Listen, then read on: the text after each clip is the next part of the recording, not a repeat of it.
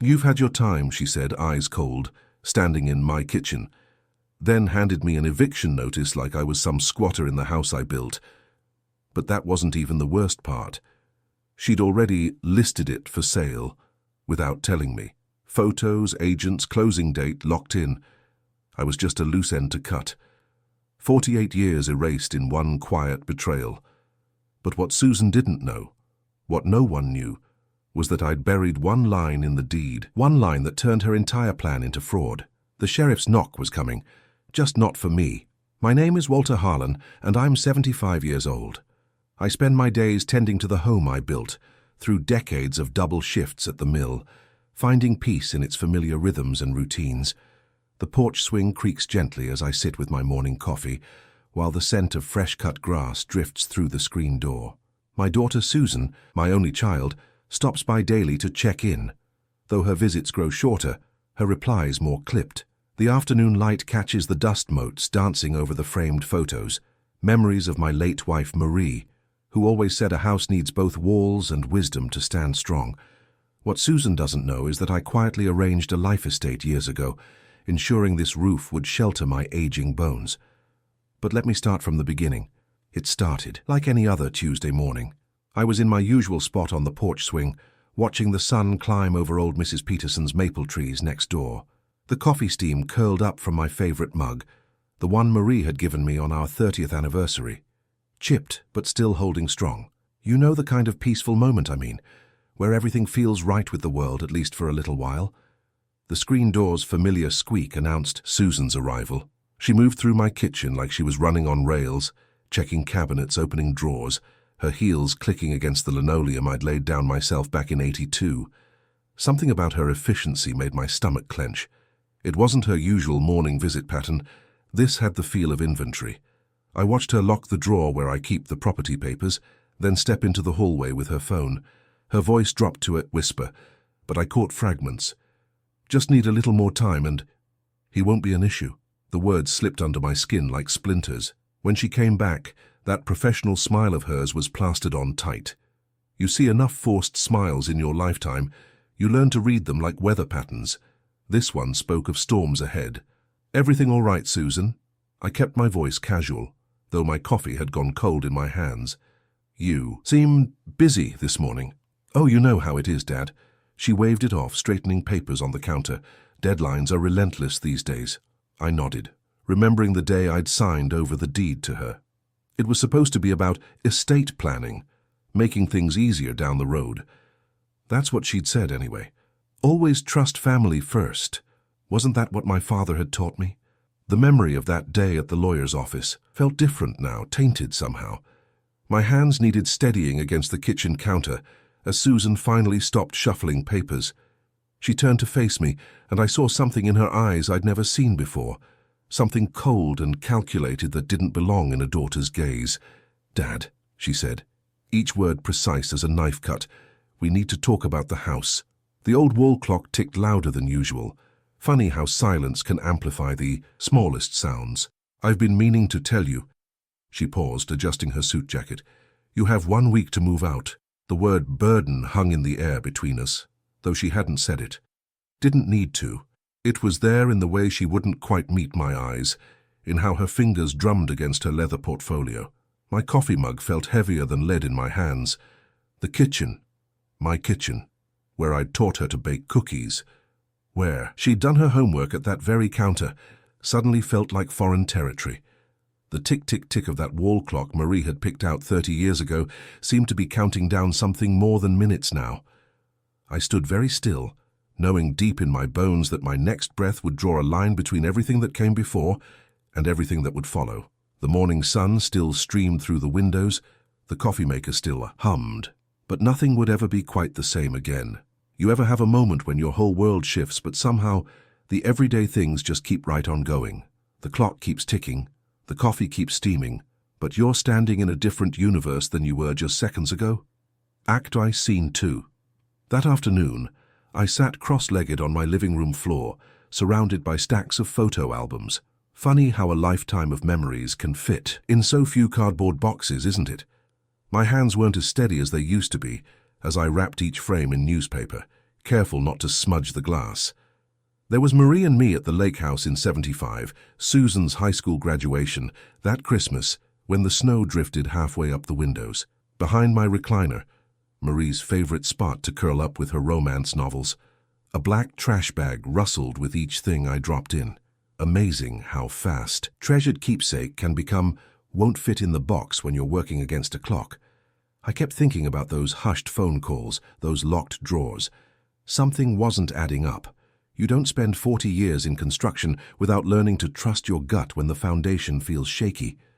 So I drove downtown to the county records office. You know the place. All fluorescent lights and tired faces, where the air conditioning never quite wins against the summer heat. The clerk barely looked up from her computer screen when I approached, just clicked and scrolled while I stood there trying to find the right words. Property records, I finally managed, for 1247 Maple Street. My voice caught a little on the address.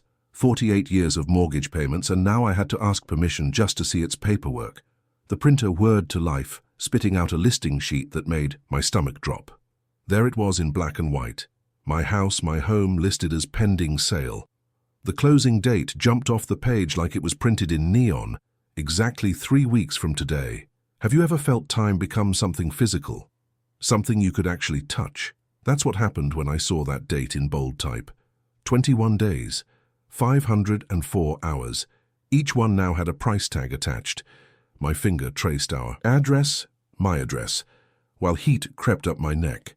The numbers didn't lie. This sale had been in motion for weeks before Susan dropped her bomb on me this morning. Months, maybe. All those deadline excuses, all that paperwork shuffling. She'd been setting this up while still bringing me my Sunday paper and asking about my arthritis. The sun was high when I pushed through the office doors, bleaching the parking lot lines until they looked like chalk bones on asphalt. I spread the listing sheet on my car hood, the metal hot enough to almost burn my palms. Every detail was there, square footage, property tax history, closing costs. But all I could see was that date, 3 weeks out, marking the end of everything I'd built. 21 days. That's what it came down to. 3 weeks to unravel 48 years. The paper crinkled under my hands as I remembered Susan learning to ride her bike in our driveway, her wedding photos on our front steps, all those Christmas mornings around our fireplace. Each memory now had an expiration date stamped on it, as final as a judge's gavel. I stood there in that baking parking lot, feeling every one of my 75 years pressing down on my shoulders. The listing sheet trembled slightly in my hands, not from the breeze but from something deeper. You spend your whole life thinking you know the rules, only to find out somebody's been playing a different game entirely. I drove home as the sun was setting, watching long shadows stretch across familiar lawns. The listing sheet felt heavy in my jacket pocket, like it was made of lead instead of paper. When I pulled into the driveway, Susan's car was there, and yellow light spilled from the kitchen window, the same window I'd replaced myself back in '92 after a spring storm. Inside, I found her at the dining room table, typing away on her laptop. The soft click of keys filled the room where we used to have Sunday dinners, where Marie would serve her famous pot roast. Remember how some moments feel like they're happening in slow motion? That's how it felt as I pulled out the chair across from her. "Susan," I said, my voice steadier than I expected. "We need to talk." She didn't look up right away, just finished whatever she was, typing. When she finally met my eyes, there was something foreign there, something that made me wonder if I'd ever really known my own daughter. "I know my body's not what it used to be," I started, folding my hands on the table to keep them from shaking. "These knees creak more than the porch swing nowadays, and maybe I take longer getting up those stairs." I tried for a small smile, but it felt wrong on my face. "But this is still my home. There has to be some middle ground we can find." The laptop screen cast a blue glow across her features as she stared at me. "You ever notice how silence can feel like a physical thing? What if I paid you rent?" I offered, leaning forward. "Or we could look at selling part of the property, that back acre I never got around to landscaping." My voice caught a little. I need to stay under these rafters, Susan. They're all I've got left of your mother." She closed her laptop with a snap that made me flinch. "You're old," she said, the words falling between us like stones. "You've had your time." Before the chair had even finished creaking, she was up and walking away, leaving me alone with the echo of those 6 words bouncing around the dining room walls. I had to get out of there, had to move before that hollow feeling in my chest swallowed me whole. You know that kind of pain men aren't supposed to show? The kind that feels like your insides are caving in. That's what was happening as I walked down our street, my street, counting porch lights like stars coming on. 1 block, 2. Each step took me further from the house, but couldn't shake those words from my head. You've had your time. As if life came with an expiration date stamped on it. My mind started doing what minds do when they're desperate. It began trying to accept the unacceptable. I pictured myself in one of those efficiency apartments over on Cedar Street, single room, maybe a kitchenette, plastic shower curtain that never quite keeps the water in, window looking out at a dumpster instead of my oak tree, the kind of place where you hear every argument through the walls and the heat only works when it feels like it. The metal taste of defeat crept up the back of my throat. Maybe it would be better to just go quietly, pack up what dignity I had left and shuffle off before they had to drag me out. Better than fighting a battle I couldn't win, right? The listing sheet crinkled in my pocket as I turned back toward home. My porch swing caught the last light of day, creaking gently in the evening breeze. How many summer nights had I spent there with Marie, watching the fireflies come out? In 3 weeks, who would be sitting there instead? 2 soft knocks on the front door pulled me from those thoughts. Low, familiar, the way old friends knock. Through the peephole I saw Frank's weathered face, and something in my chest loosened just a fraction. I hadn't called him, hadn't told him anything, but there he was, steady as always, like he knew exactly when I needed him. Frank stepped into my house like he was walking into a command post, all business and steady purpose.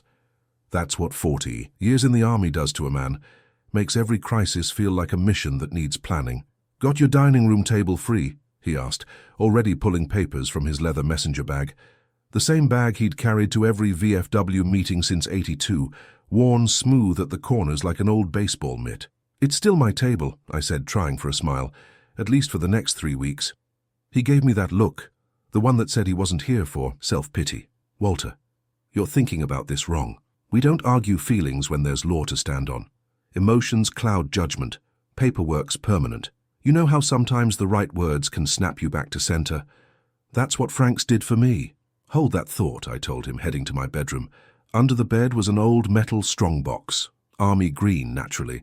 I'd labeled everything in it back when my handwriting was steadier, each folder marked in careful block letters. Found what I was looking for right where I'd left it. Deed transfer, 2019. When I got back, Frank had transformed my dining room table into something between a war room and a legal office. Papers lined up neat as rank and file, with his reading glasses perched at the ready. "Let's see what we're working with," he said, taking the folder. His fingers moved through the papers with practiced efficiency until he stopped at one particular page. A single paragraph caught his attention, and he tapped it twice with his index finger. "Well, would you look at that?" I leaned in closer, squinting at the legal language that had always made my eyes glaze over.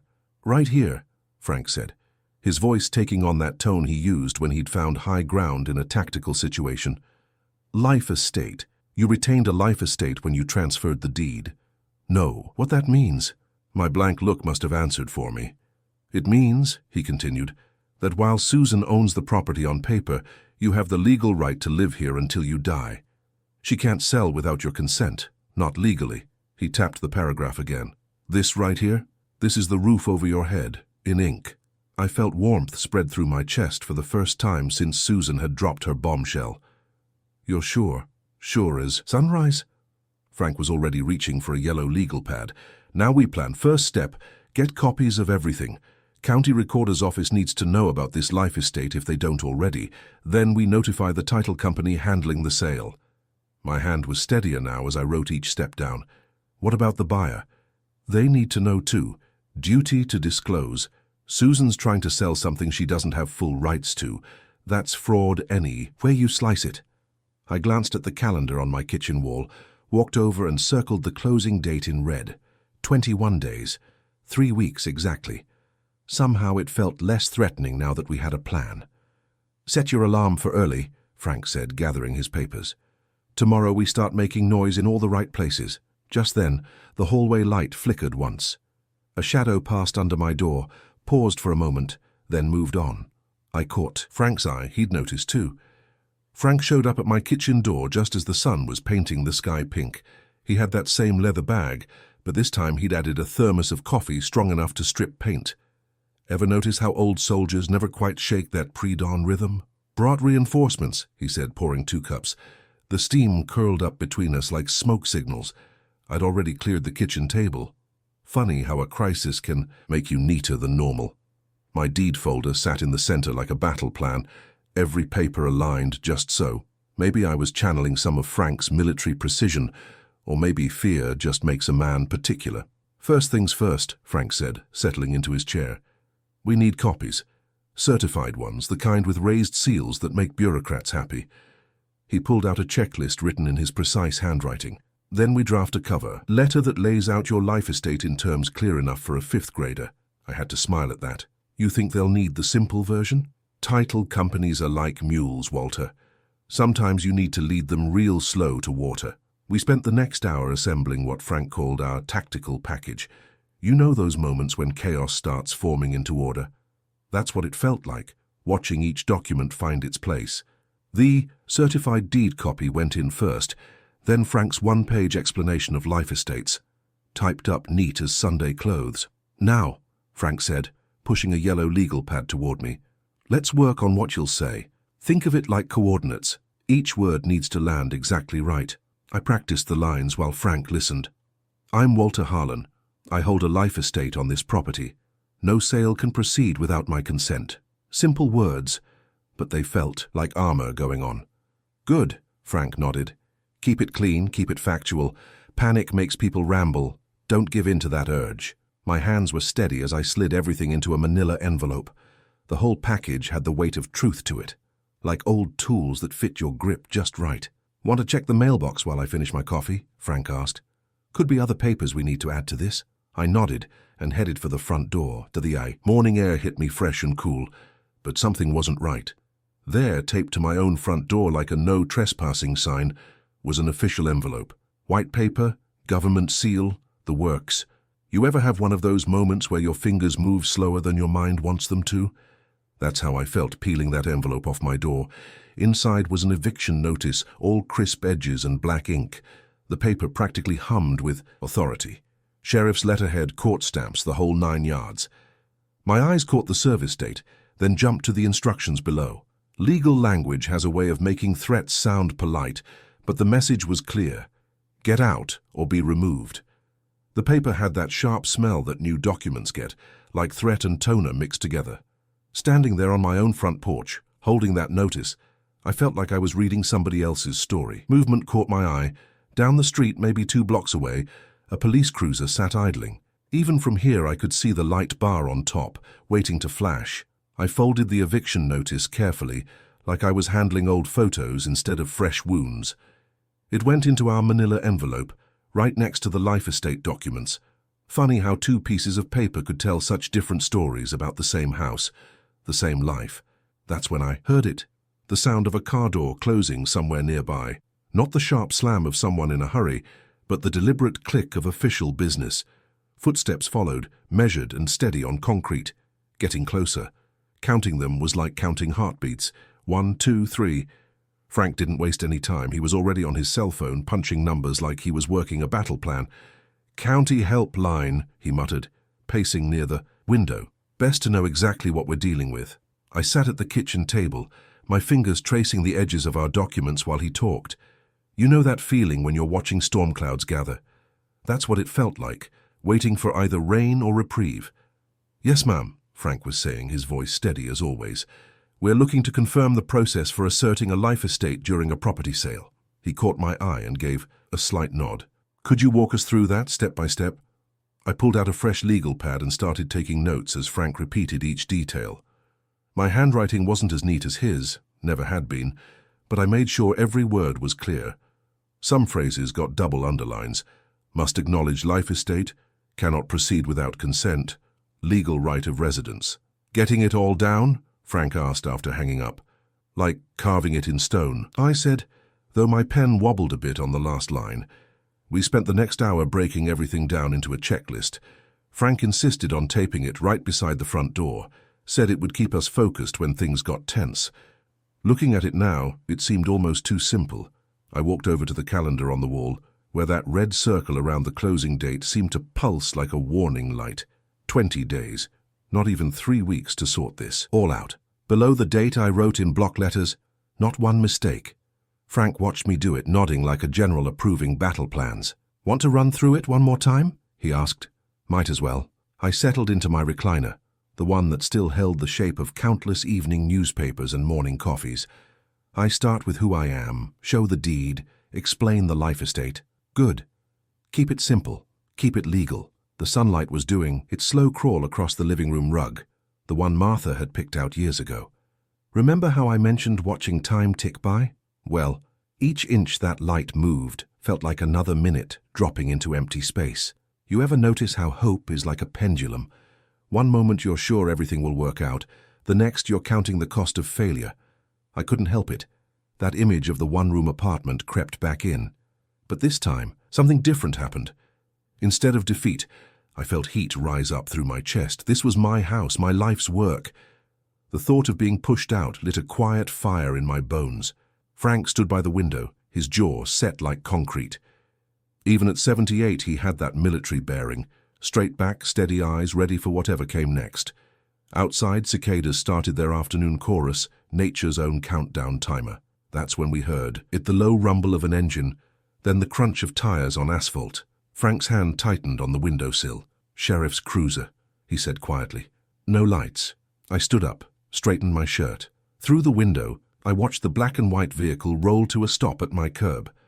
The engine clicked as it cooled, each sound sharp in the afternoon heat. The driver's door opened with a solid thunk. A uniform emerged.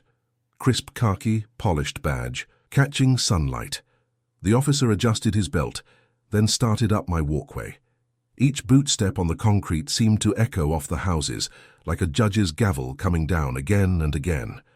I looked at our checklist by the door, at the packet of documents on the table, at Frank's steady presence beside me. Everything we needed was in place. But standing there, listening to those footsteps get closer, I felt time compress into the space between heartbeats. The steps stopped. A shadow fell across the welcome mat. 2 knocks, official and firm, rang through the house. I caught the second knock halfway through and pulled the door open smooth and steady, the way my father taught me to face whatever comes calling. The sheriff, name tag read Matthews, stood backlit by afternoon sun, his badge catching light like a signal mirror. "Good afternoon, Sheriff Matthews." I kept my voice level, pitched for respect rather than weakness. "Thank you for coming out today. I believe I can help clarify the situation." He had that patient look of a man who'd seen his share of domestic tangles, neither leaning in nor stepping back, just waiting to hear which way this one would go. "Mr. Harlan?" He checked the name on his papers. "I have an eviction notice here that—" "Yes, sir." I extended our packet with both hands, the way you'd pass important documents in the service. "I've prepared some information that bears directly on that notice. You see, when I transferred the deed to my daughter, I retained what's called a life estate." Frank shifted behind my right shoulder, not moving really, just adjusting his presence, like having a wall decide to remind you it's there. The sheriff's eyes flicked to him, then back to me. "Mind if I review these?" Matthews asked, already turning the first page. "Please do." I watched his face as he read, trying not to fidget. My hands wanted to explain along with my words, but I kept them still. "The life estate means I have the legal right to live here for the remainder of my days. Any sale would require my consent, which I haven't given." A car passed on the street, its shadow rolling across us like a wave. The air smelled of fresh-cut grass from old Mr. Peterson's yard next door. He still mowed twice a week, religious as church bells. Funny how some details stick out sharp when your whole world's balanced on a knife edge. I heard footsteps on the wooden boards behind Matthews, and Susan appeared at his elbow. She had her arms crossed, wearing that same look she'd given me when she'd first mentioned the sale. Half smirk, half challenge, like she was daring the world to stop her. The expression looked wrong on her face, like someone else's mask that didn't quite fit. Matthews shifted his weight, boots creaking on the welcome mat. He was reading the deed transfer now, his finger tracing along that crucial paragraph about the life estate. the one Frank had shown me just days ago, though it felt like weeks had passed since then. You know that silence that falls just before a judge's ruling, the kind that seems to pull all the air out of the room. That's what settled. Over my front porch, even the birds seemed to pause their afternoon songs. The sheriff cleared his throat, squared his shoulders. His eyes moved from the documents to Susan, then to me, then back to the papers. Each second stretched like taffy, sweet with hope, but ready to snap. "Have you contacted the title company about this?" Matthews asked, his tone giving nothing away. "Not yet, sir." I gestured to the date stamps. "We just discovered the sale was proceeding yesterday, but as you can see, the life estate is clearly recorded on the original transfer." Another car passed. Somewhere down the block, a screen door slapped shut. The smell of cut grass grew stronger as a breeze kicked up, carrying with it the weight of every summer I'd spent on this porch. Every morning I'd watch dawn creep across these boards. Matthews adjusted his belt, the leather creaking like a question mark. He looked at each face again. Mine steady and hopeful. Frank's solid as old oak. Susan's that smirk starting to waver at the edges. The silence stretched thin enough to break. The sheriff lifted the eviction notice in one hand and tapped my deed with the other. His expression had shifted from neutral to something harder, more certain. "Ma'am," he said, turning to Susan, "this notice is invalid. Your father holds a life estate on this property." My daughter's face twitched. Just a tiny flutter around her eyes, but I caught it. You don't raise a child without learning to read their tells. "Furthermore," Matthews continued, his voice taking on that official tone cops use when they want no argument, "attempting to sell this property without your father's consent would constitute fraud. Any forced removal would be in direct violation of the law. You ever see one of those old Western movies where the villain's gun hand freezes mid-draw? That's what happened to Susan's smirk. It just collapsed, like someone had cut the string holding it up. Her arms dropped to her sides, fingers opening and closing on nothing. I felt my lungs unlock. Hadn't even realized I'd been holding my breath, but suddenly the summer air tasted sweeter than morning coffee. Frank gave one of his signature single nods beside me, the kind that says volumes without wasting words. "I strongly advise both parties to halt any further action regarding sale or removal," Matthews said, folding the notice into his breast pocket. "Mr. Harlan, you're legally entitled to remain in your home.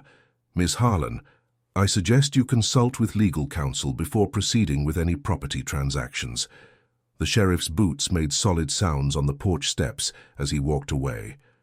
I watched his cruiser pull out, the late afternoon sun catching its white paint like a mirror. Strange how victory can feel so quiet sometimes. The house seemed to exhale with me. You live in a place long enough, you start to feel its moods. Those old timbers had weathered plenty of storms, but this one had been different. Now they settled back, creaking their relief into the cooling air. Frank patted my shoulder, his weathered hand steady as always. "Told you the law would hold," he said. I nodded, but my eyes drifted to the kitchen calendar, that red circle still marking the closing date like a target. Legal truth was one thing. Having it on record with the sheriff was better, but that sale clock wasn't stopping on its own. The phone rang, sharp and sudden in the quiet house. I checked the display, unknown number, but the area code was local. When I answered, a woman's voice came through, tight as a new drum. "Mr. Harlan? This is Carol Whitman with Riverside Realty. I'm the buyer's agent for your property. We, need some clarifications about the title." "Yes, ma'am?" I kept my tone neutral, professional. No need to rub salt in wounds, even if they weren't mine. There seemed to be some complications we weren't aware of. She paused, and I could practically hear her reshuffling her script. "I'll need to consult with our legal counsel. Expect another call once I've done that." The line went dead before I could respond. I set the phone down gently, though part of me wanted to spike it like a football. But Dad always said, dignity wins more battles than temper, and he'd been right more often than not. Frank was still standing by the door, arms crossed, looking like he could wait there till Judgment Day if needed. "Sounds like someone's doing their homework a bit late," he said. I looked at the wall where Susan's graduation photo hung, her bright smile, cap tilted just so, the whole world ahead of her. When had that smile turned into today's sneer? When had my little girl decided her father was just another obstacle to clear? The afternoon light slanted through the windows, laying golden stripes across the living room floor. Same light that had been doing that for decades, through birthdays and holidays, through my wife's passing, through all the quiet days between. Every stripe marked another hour this house had sheltered us, another hour it had been home. The phone sat silent now, waiting for that promised call back. Outside, the cicadas started their evening chorus, right on schedule. Some things you could always count on. The next morning, my phone's message light was blinking before I even got the coffee started. You know that moment when you're not sure if you want to hear what's waiting? That was me standing there with my hand hovering over the receiver. Finally, I pressed play, and Carol Whitman's voice filled the kitchen. Gone was yesterday's tight uncertainty. Now she spoke with the flat, careful tone people use when they're reading from a lawyer's script. Mr. Harlan, this message is to formally notify you that our buyer has elected to withdraw their offer immediately due to title defects and undisclosed encumbrances on the property. All earnest money will be returned to the buyer's account. No further action is required from any party. Thank you for your attention to this matter. I sat down at the kitchen table, right where the morning sun striped the wood grain into golden bands. Been sitting at this same table for 30 years, watching those stripes move across it every morning. Funny how the familiar things mean more when you've almost lost them. I played the message again just to savor it. Each word fell like a domino, clicking perfectly into place. Title, defects. Click. Undisclosed encumbrances. Click. Withdraw immediately. Click. Click. Click. Frank answered on the first ring when I called. I played him the message, holding the phone up to the machine. His low whistle came through clear as a bell. Well, there's your first domino, Walt. Buyer's lawyers probably ran screaming the minute they saw that life estate clause. I looked at the kitchen calendar, that red circle around the closing date staring back at me. Amazing how something can look so threatening one day and like a joke the next. 20 days till nothing now. Reckon Susan's not going to take this well, I said. Reckon she'll have bigger things to worry about soon enough, Frank replied. He wasn't wrong. When I checked the mail that afternoon, there was an official letter from the county assessor's office. The envelope was heavy, important feeling. Inside, the letterhead looked stern and official. This office is opening an investigation into attempted conveyance irregularities regarding the property at 1247 Maple Street, it began. They requested copies of the original deed transfer, the life estate documentation, and any related correspondence. Exactly what was sitting in that manila envelope we'd prepared. You ever hear a more beautiful sound than a binder clip snapping shut on exactly the paper someone needs to see? I clipped their letter right to the front of our packet, and I swear that little metal snap echoed like a judge's gavel. The day had cooled off some, so I took a walk around the porch. My porch, no question about that now. That's when I spotted it. A for sale sign lying face down against the hedge, like someone had tried to hide their shame in the bushes. I picked it up, brushed some dirt off the edges. The metal frame was still straight, and the lettering was bright and clean. Riverside Realty's logo smiled up at me, as cheerful as it had probably been the day Susan ordered it. Well, you know what they say about hiding things in plain sight. I carried that sign right over to the porch steps and set it up, nice and straight where anyone coming up the walk would see it, especially someone who might be coming home later, someone who'd planted it there in the first place. Frank's words from yesterday echoed in my head. The law holds firmer than feelings. He was right about that. Sometimes justice doesn't need a big showdown or a shouting match. Sometimes it just needs patience, paperwork, and the quiet satisfaction of watching someone's plans unravel thread by thread. I settled into my porch swing, listening to its familiar creak. The afternoon light was doing that thing it does in late summer, turning everything golden and peaceful. A few houses down, someone was mowing their lawn. The smell of fresh-cut grass drifted over, same as it had 10,000 afternoons before, same as it would 10,000 more.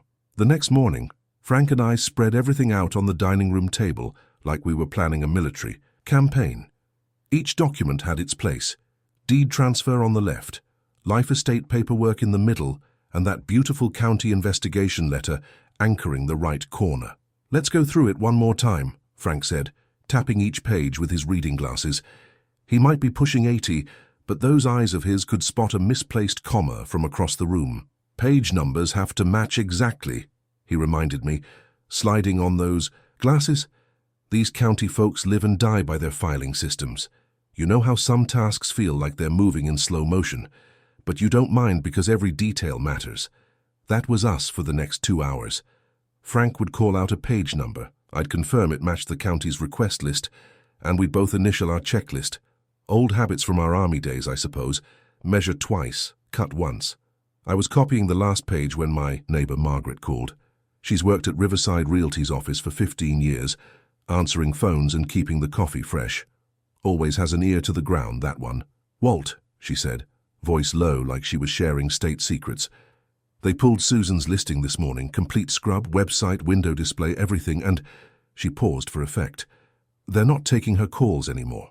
My hand steadied on the copier lid. That was quick. "Oh, that's not all," Margaret continued. "Word is they've terminated her broker agreement completely. Something about liability concerns." I thanked her and hung up, just in time to hear Susan's voice floating down the hallway. She was in her bedroom, door half closed, but sound carries in old houses like mine. "What do you mean, pending investigation?" Her voice had that sharp edge it gets when things aren't going her way. "I've been banking with you for 20 years. No, listen." "Hello?" The click of her phone hitting the desk came through clear as day. Frank raised an eyebrow at me. "Sounds like somebody's house of cards is getting mighty drafty." Over the next hour, I could track Susan's growing desperation by her phone calls. Each one started with that confident tone she uses on people she thinks she can manage, but they all ended the same way. Short, clipped, goodbyes that said more than any words could. Around 3 o'clock, I was watering my tomato plants when a car pulled up out front. Young fellow from Riverside Realty hopped out, headed straight for their "for sale" sign. Didn't even glance my way as he yanked it up and tossed it in his trunk. Left a perfect rectangle of pale grass, like a scar that hadn't healed yet. "Funny thing about reputation," Frank mused from his perch on my porch steps. "Takes years to build, seconds to break, and seems like everyone in town hears about the breaking part first." He was right. Those official investigation papers were still sitting in their manila envelope, waiting to be delivered. But Susan's name was already mud in every office that mattered. Whispers move faster than certified mail, I suppose. I kept the porch light on as evening settled in. Force of habit more than anything. The moths were just starting their nightly dance around the bulb when my phone buzzed. Email notification, County Assessor's Office. Frank leaned forward in his chair. "Well, would you look at that?" I set my coffee down carefully. In all my years, I've learned that moments like these deserve their proper weight. Some emails you open right away, and some you let sit for a minute while you gather yourself. The attachment icon blinked at me, patient as the law itself. I clicked the attachment with steady hands. You'd think after all the tension my fingers would shake, but sometimes clarity brings its own kind of calm. The county's letterhead filled my screen, clean and official as a judge's collar. The summary laid it out plain as day. Subject property encumbered by recorded life estate, Book 147, page 523. Attempted sale without life tenant consent constitutes significant irregularity requiring administrative review. There it is in black and white, Frank muttered, tapping the screen. Every title company in 3 counties will see this now. He was right. I could picture that letter landing on desks across town, loan officers, property attorneys, real estate brokers. In their world, a flag like this might as well be a "Do Not Touch" sign written in neon. Susan's name would set off warning bells faster than a midnight alarm. The ee sound of footsteps made me look up. Susan passed the doorway, phone pressed to her ear. Her face had that drawn look, like someone who'd been running hard only to find themselves exactly where they started. She disappeared into the kitchen, but her voice carried. "What do you mean relationship terminated?" A pause. "No, I understand your policy, but—" Another pause, longer this time. Yes, I'll expect the letter." The call ended with that particular silence that follows bad news. Her heels clicked on the hardwood, sharp little sounds that reminded me of a clock winding down. My inbox pinged again. The message preview showed a bank logo and 2 words that said everything. Account notice. I didn't need to open it to know what it meant. No more financing, no more listings, no more playing developer with my roof over her head. You know what's strange? The anger I'd been carrying, that hard knot of betrayal that had sat in my chest for weeks, it just softened, like watching a storm cloud break up into wisps. Maybe it was hearing those clicking heels fade away, or maybe it was simply knowing the house would stay a house, not some chess piece in somebody else's game. "Think I'll make some tea," I told Frank. "You want a cup?" He nodded, still studying the county letter like it might hold secret messages between the lines. I filled the kettle and listened to it build to a whistle, a sound that had nothing to do with legal papers or property rights. Just hot water, doing what hot water does. The porch swing called to me. It always has, especially in times when my mind needs settling. I carried our cups out through the screen door, the familiar squeak of its hinges like an old friend saying hello. The chain rattled once as I sat down, then found its rhythm. Frank settled into his usual chair, the wicker one that's seen more sunsets than I can count. I slipped my hand in my pocket, felt the house keys there. Funny how something as simple as a piece of brass can feel so right against your thumb. The oak tree I'd planted back when Susan was just learning to walk threw its shadow long across the yard now, reaching toward evening like a sundial marking time. A breeze picked up, cool on the back of my neck. Behind the screen door, footsteps scraped on the hardwood. Frank took a sip of his tea and gazed out at the street where neighbors were starting to turn on their porch lights. The day was winding down, and for the first time in weeks, I felt no need to brace for tomorrow. The screen door creaked behind me and Susan stepped onto the porch. The crickets had started their evening chorus, filling the silence between us with something other than words neither of us seemed ready to say. I kept my eyes on the horizon, where the sun was painting everything in shades of amber. "Got some news today," I said finally, my voice steadier than I'd expected. The buyer pulled out, complete withdrawal. She didn't move, but I heard her intake of breath, sharp, like someone who'd just stepped on broken glass. "County's got it all documented now," I continued, each word measured and calm. "The life estate, the attempted sale without consent, they're calling it fraud in their preliminary findings." I let that sit for a moment before adding, "Your broker dropped the listing. Banks aren't returning calls anymore." The porch boards creaked under her feet as she shifted weight. You can tell a lot about a person's state of mind by how they stand. Right then, Susan was standing like someone watching their castle crumble into sand. "How many lenders have blacklisted you so far?" I asked, though we both knew the answer was probably all of them. In small towns like ours, word travels faster than official paperwork. By morning, every real estate office within 50 miles would have her name flagged. Frank had told me once, back when this all started, that reputation was like fine china. Break it once, and even if you glue it back together, everyone can still see the cracks. Susan was learning that lesson now, watching her professional bridges burn from both ends. I pushed myself up from my chair, legs a bit stiff from sitting so long. The porch swing beckoned. My old friend, the one piece of furniture that had never failed to bring me peace. The wooden slats welcomed me with their familiar give, like a handshake you've shared 1,000 times before. "Remember when I told you about that oak tree out front, the one I planted, when Susan was just starting to walk?